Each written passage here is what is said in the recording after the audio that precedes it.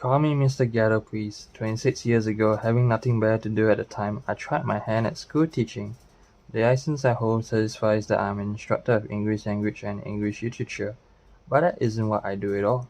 I don't teach English, I teach school, and I win awards doing it. Teaching means different things in different places, but science lessons are universally taught, Harlem to Hollywood Hills. They constitute a national curriculum we pay for. In more ways than you can imagine, so you might as well know what it is. You are at liberty, of course, to regard these lessons any way you like. But believe me when I say, I intend no irony in this presentation. These are the things I teach. These are the things you pay me to teach. Make of them what you will. A lady named Kathy wrote this to me from Du Bois, Indiana the other day. What big ideas are important to you to kids? Well, the biggest idea I think they need is that what they are learning isn't idiosyncratic. My voice is like so shit. That this is some form of system to it all, and it's not just raining down on them as they helplessly absorb. That's a task, to understand, to make coherent. Kathy has it wrong. The first lesson I teach is confusion. Everything I teach is out of context. I teach the unrelating of everything. I teach disconnections. I teach too much. The orbiting of the planets, the law of large numbers, slavery, adjectives, architectural drawing, dance, gymnasium, choral singing, assemblies, surprise guests, fire drills, computer languages, parents' nights, staff development days, pull-up programs, gardens with strangers you may never see again, standardized tests, age segregation, unlike anything seen in the outside world. What do any of these things have to do with each other? Even in the best schools, a close examination of curriculum and its sequences turns up a lack of coherence, full of internal contradictions. Fortunately, the children have no words to define the panic and anger they feel at constant violations of natural order, and sequence fall off on them as quality in education. The logic of the school mind is that it is better to use school with a toolkit of superficial jargon derived from economics, sociology, natural science, and so on, than to leave with one genuine enthusiasm. But quality in education entails learning about something in depth. Confusion is thrust upon kids by too many strange adults, each working alone with only the thinnest relationship with each other, pretending for the most part to an expertise they do not possess.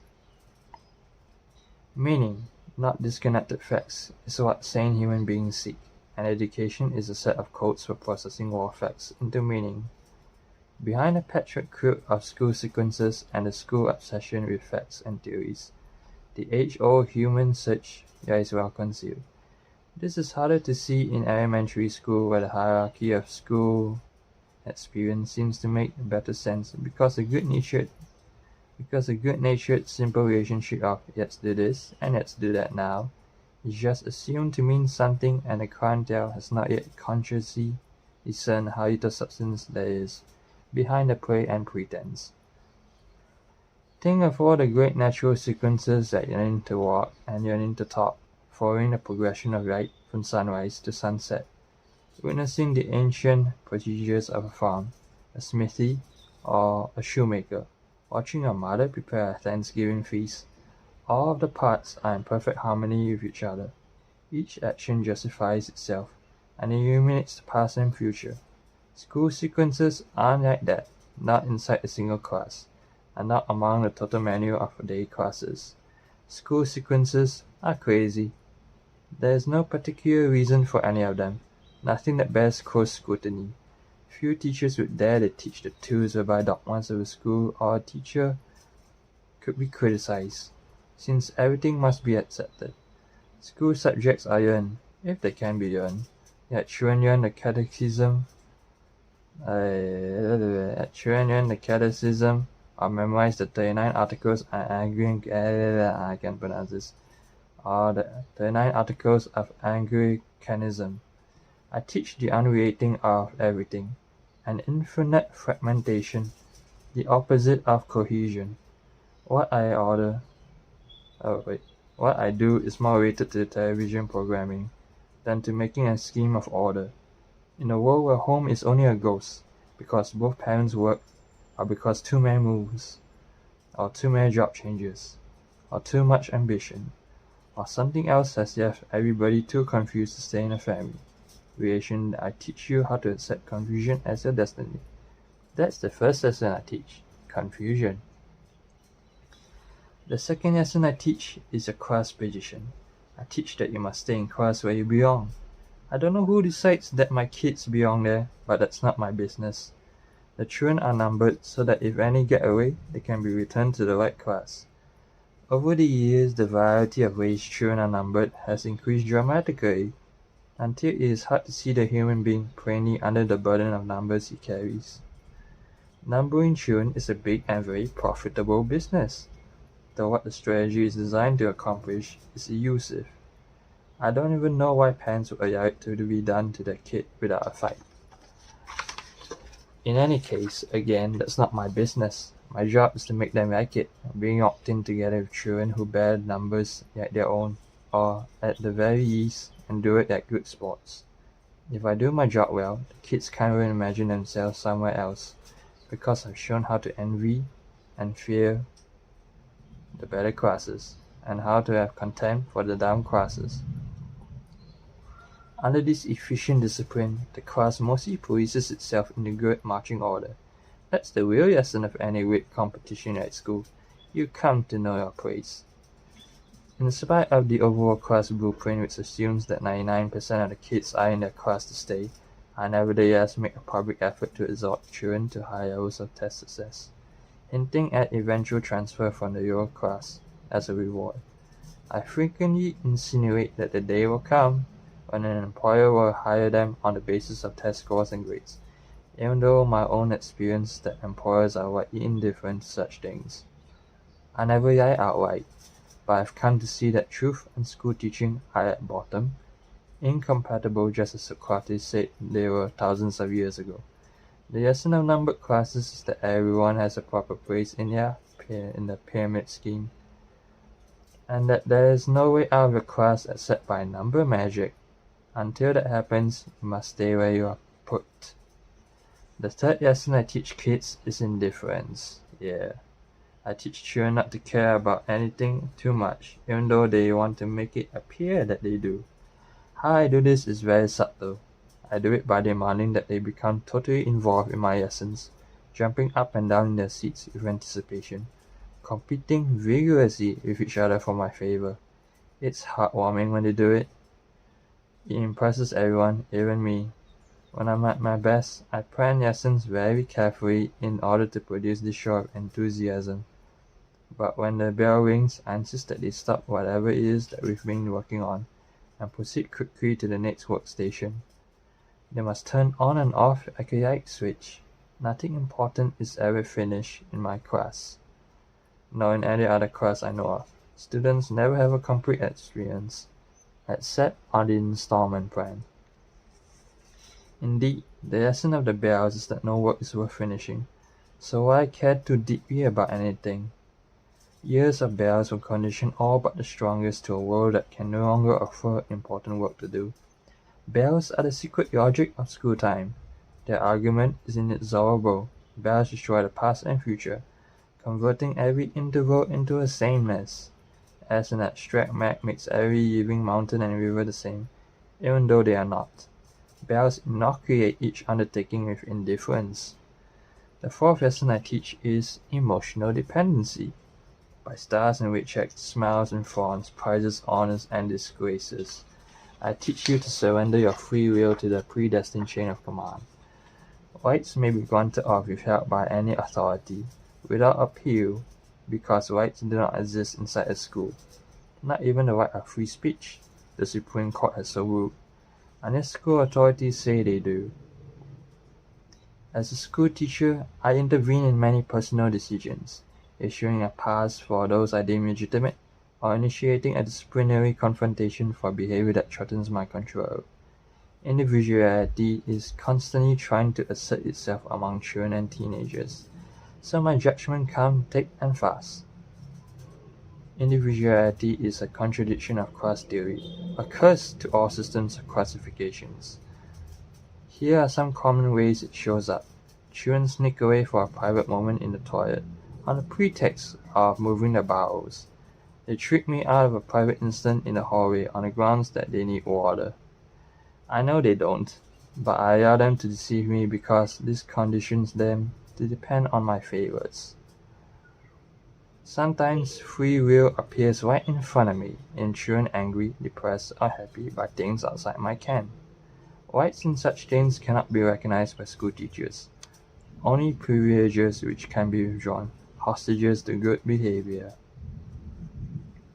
The fifth lesson I teach is intellectual dependency. Good people wait for a teacher to tell them what to do. It is the most important lesson, that we must wait for other people, but to train them ourselves to make the meanings of our lives. The expert makes all the important choices. Only I can determine what you must study, or rather only the people who pay me can make those decisions which I enforce. If I'm told that evolution is fact instead of a theory, I transmit that as ordered, punishing deviants who resist what I've been to think. This power to control what children will think lets me separate successful students from failures very easily. Successful children do the thinking I appoint them with a minimum of resistance and dissent, and decent show of enthusiasm. After million things of value to study, I decide what field we have time for, or is decided by my faceless employer. The choices are his. Why should I argue? Curiosity has no important place in my work, only conformity. Bad kids fight this, of course, even though they lack the concepts to know what they are fighting, struggling to make decisions for themselves about what they will learn and when they will learn it. How can we allow that and survive school teachers? Fortunately, there are procedures to break the will of those who resist. It is more difficult, naturally, if the kid has respectable parents who come to his aid. But it happens yes and yes, in spite of the bad reputation of schools. Nobody in the middle class I ever met actually believes that their kid's school is one of the bad ones. Not a single parent in 26 years of teaching. That's amazing, and probably the best testimony to what happens to families when mother and father have been well schooled themselves, learning the 7 lessons. Good people wait for an expert to tell them what to do. It is hardly an exaggeration to say that our entire economy depends upon this lesson being learned. Think of what would fall apart if kids weren't trained to be dependent. The social service businesses would hardly survive. They would vanish, I think, into the recent historical limbo out of which they arose.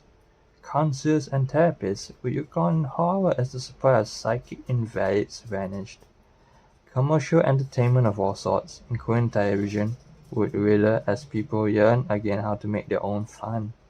Restaurants, prepared food, and a whole host of other assorted food services would be drastically downsized if people return to making their own meals, rather than depending on strangers to plant, pick, chop, and cook for them.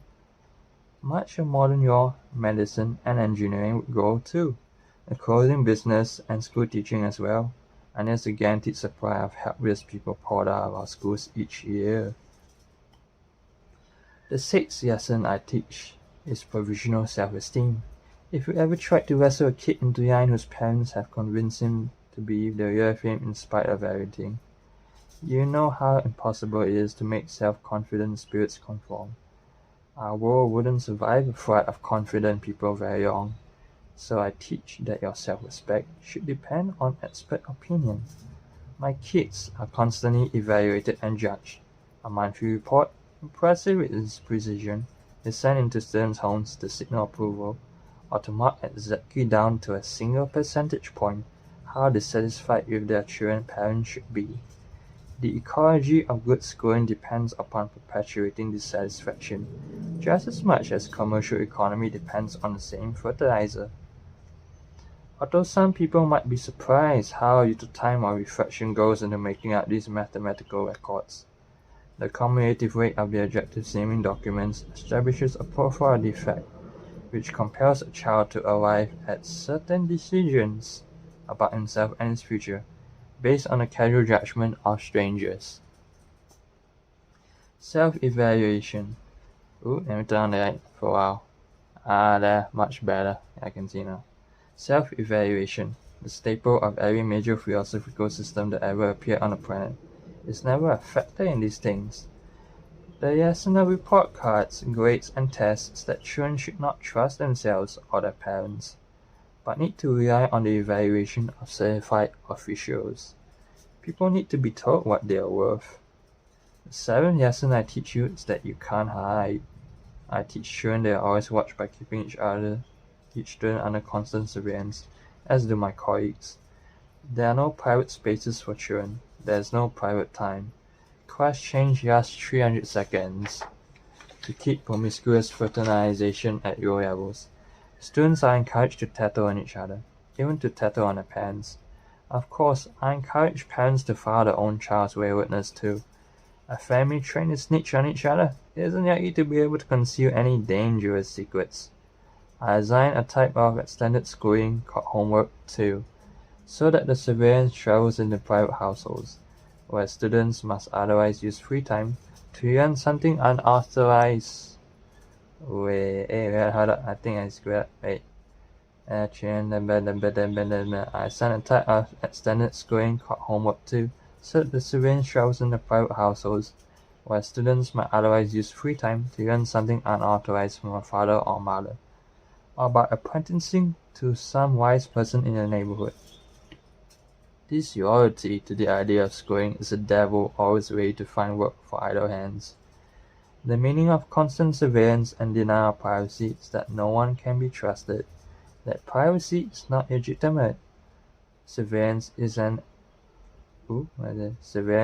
ancient urgency among certain influential thinkers. A central prescription set down Republic, in City of God, in Institutes of the Christian Religion, in New Atlantis, in Leviathan, and many other places. All these childless men who wrote these books discovered the same thing. Children must be closely watched if you want to keep a society under tight central control. Children will follow a private drama if you can't get them into a uniform marching band. It is the great triumph of compulsory government monopoly in mass schooling that among even the best of my fellow teachers, and among the best of my students' parents, only a small number can imagine a different way to do things. The kids have to know how to read and write, don't they? They have to know how to add and subtract, don't they? They have to learn the 4 orders if they ever expect to keep a job. Only a few lifetimes ago, things were very different in the United States. Originality and variety were common currency. Our freedom from regimentation made us the miracle of the world. Social, class boundaries were relatively easy to cross. Our citizenry was marvelously confident, inventive, and able to do many things independently, to think for themselves. We were something, we Americans, all by ourselves, without government sticking its nose into our lives, without institutions and social agencies telling us how to think and feel. No, all by ourselves. We were something as individuals. We've had a society increasingly under central control in the United States since just before the Civil War, and such a society requires compulsory schooling, government monopoly schooling to maintain itself. Before society changed, schooling wasn't very important anywhere. We've had it, but not too much of it, and only as much as an individual wanted. People learn to read, write, and do arithmetic just fine anyway. There are some studies which show literacy at the time of the American Revolution, as is on the Eastern Seaboard, as close to total. Tom Paine's Common Sense sold 600,000 copies to a population of 2.5 million, 20% of which were slave, and another 50% indentured. Were the colonists geniuses? No. The truth is that reading, writing, and arithmetic only take about 100 hours to transmit, as long as the audience is eager and willing to learn. The trick is to wait until someone asks, and then move fast while the mood is on him. Millions of people teach themselves these things. It really isn't very hard. Pick up a 5th grade textbook in math or rhetoric from 1850 and you'll see that the text will pitch then on what would be today's college level. The continuing cry for basic skills practice is a smoke screen behind which schools preempt the time of children for 12 years and teach them the same lessons I've just taught you. We've had a society including under control and in the United States since just before the Civil War. The rice we eat, the clothes we wear, food we eat, and the green highways I drive by from coast to coast, product of this central control. So too are the limits of drugs, suicide, wars, violence, cruelty, and the turning of class into caste. In the US, products of humanization of our lives, the lessening of individual family importance that central control imposes. The character of large compulsory institutions is inevitable. They want more, and there isn't any more to give. School takes away any possibility of an active in community life. In fact, it destroys communities by reserving the children of children in the hands of certified experts, and by doing so, it ensures that they cannot be fully human. It's all taught that without a full active role in community life, you could not become a human being. She is right. Warn you the next time you are near on old people preservation. That be the demonstration. School, as it was built, is an essential system for a vision of social engineering that cleanses most people subordinate stones in a pyramid that narrows its sense to inner of control. School is an artist which makes pyramid policy inevitable. Although the premise fundamental betrayal of the American Revolution. In colonial days, right through of the Republic, we had schools to speak of. Read Franklin's autobiography form who had no time to waste in school, and late the myths of democracy began to be realized. We turn our backs on the promise by bringing to life the dream object. Compulsory subordination for all. That was the Plato we are transmitted from another month. Exalted from Circus. The plan for state control of human it would be necessary to maintain a society where some people took more than their share. I will show you, Socrates, how to bring such a free city, but you will know like what I'm going to say. So the blueprint of the science school was first sketched. The current debate about whether we should national curriculum is phony. We already won. That lessons I just taught you, and a few more decided to spare you. Such a curriculum produces physical, moral, and intellectual paralysis. No curriculum of kind will be sufficient to reverse hideous effects. All is currently under discussion in our national school history about academic performance. It's an irrelevancy that's the point. Schools teach exactly what they are intended to teach, and they do it well. How to be a good Egyptian, and where your place is in the pyramid. None of this is inevitable. None of it is impossible to overthrow. We do have choice in how we bring up people, and there's one right way. If we broke the power of Egyptian illusion, see that there's no life death. We broke the power of Egyptian illusion, we would see that there's no life of international competition threatening our national existence. Difficult as this to even think about, yet only believe in the face of constant barrage of myth to the contrary. In every important aspect, nation is self-action and energy.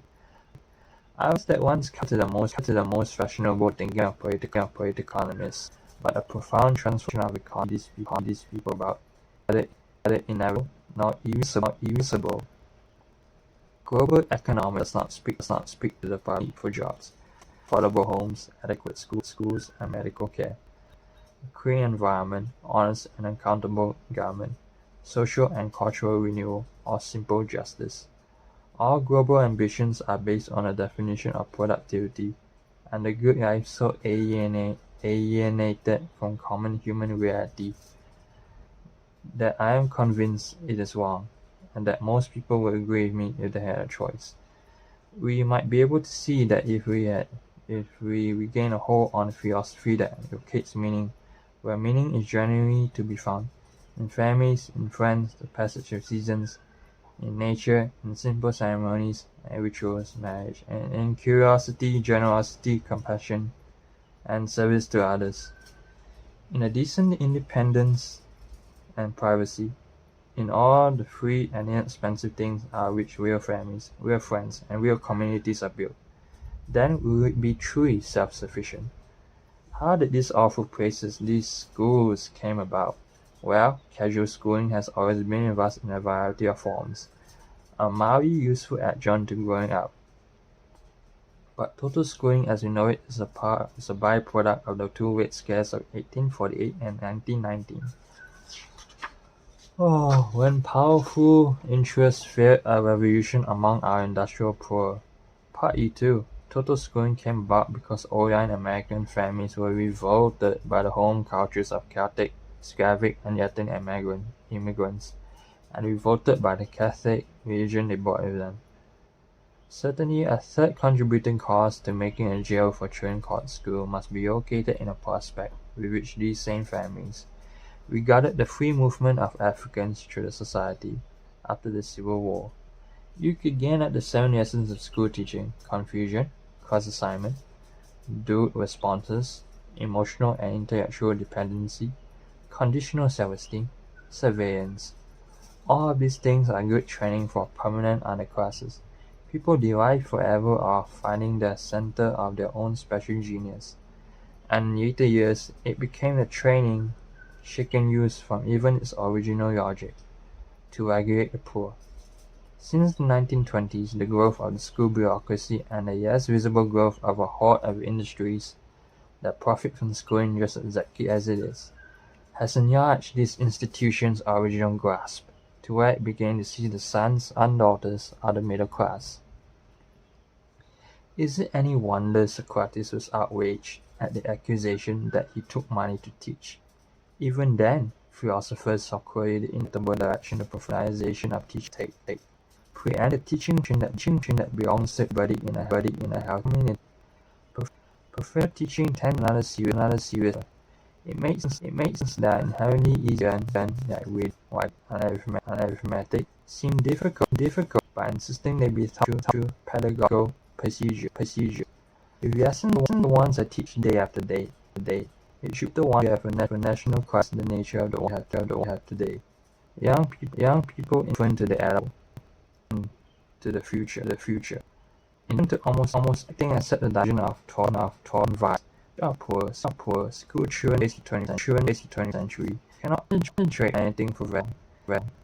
They have a poor set time, part to come, damaged, trustful of intimate, yet the true divorce they will. Divorce from significant mental attention. They solitude, cruel, materialistic, dependent, passive, violent. They may interface on respect, addicted distraction. All the before tendencies who are nourished and met to grow extent by doing, which vents effect personality development is hideous by its hidden curriculum. Without seeing the fearfulness, selfishness, and inexperience, us could not survive. Could I as a certified school teacher? No common school actually dared to use of diet, the heuristic, or devices that free mind should employ. We ask very without being torn to pieces. School has become a prey for church in our society, and that church, its things must be taken on faith. It is that we face back squarely that institutional school teaching is instructive to children. Nobody survives the science curriculum until not even the instructors. The method is re-amplified for anti-education. No tinkering will fix it. In one of the ironies of an affairs, the method we think schools require will cost so much less than we are seeing now that powerful interests cannot afford to get in. You understand that first and foremost, the biz I'm in, the job jack, and agency from contracts. You cannot afford to save money by reducing the scope of operation, or by diversifying the product offer. Even help children grow up. That is and your institution is a business not subject to normal procedures, nor the rational scale of competition. Some form of market system in private schooling that gives praise for answers.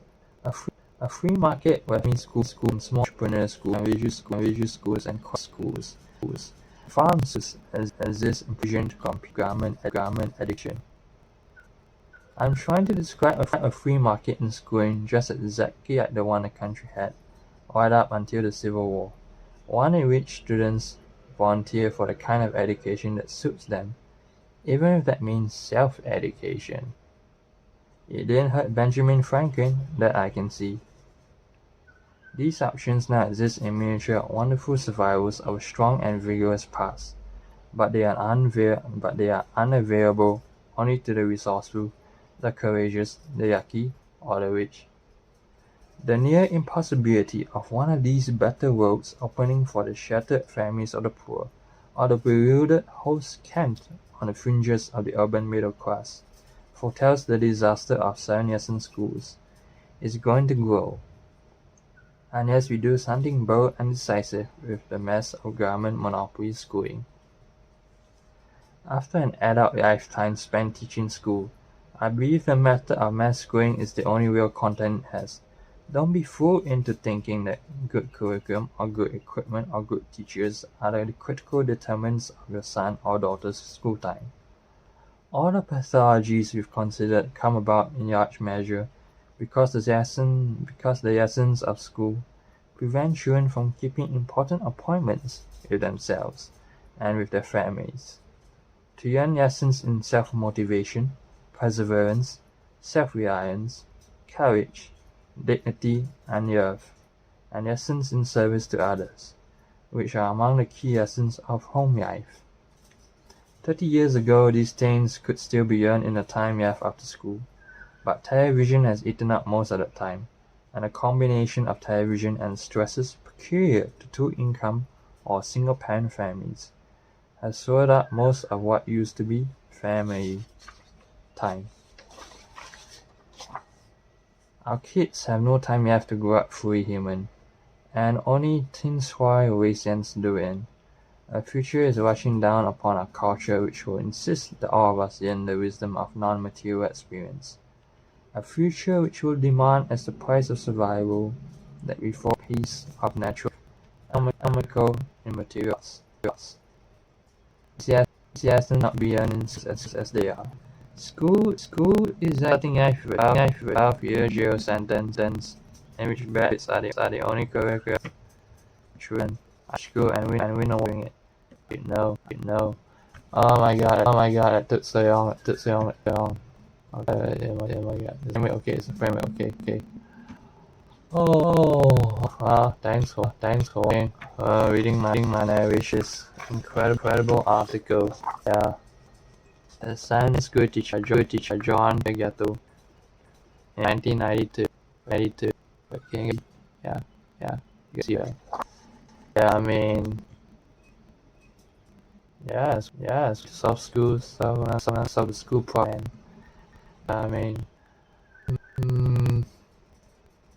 yeah, I mean, your thoughts. Let me know in the comments down. Oh my god, edit this video on. I should probably link to the document so you can download and read it. Oh my voice hurts so much. Oh my god. Is that what? 1, 2, 3, 4, 5, 6, 7, 8, 9, 10, 11, 8. Oh my god, ages of narration. Get paid to do this, man. Oh my god. Okay, love you all, bye bye. See you all soon. Yeah, this one I can do videos because I was practicing my voice to do this now. Okay, we are out. Bye, love you all.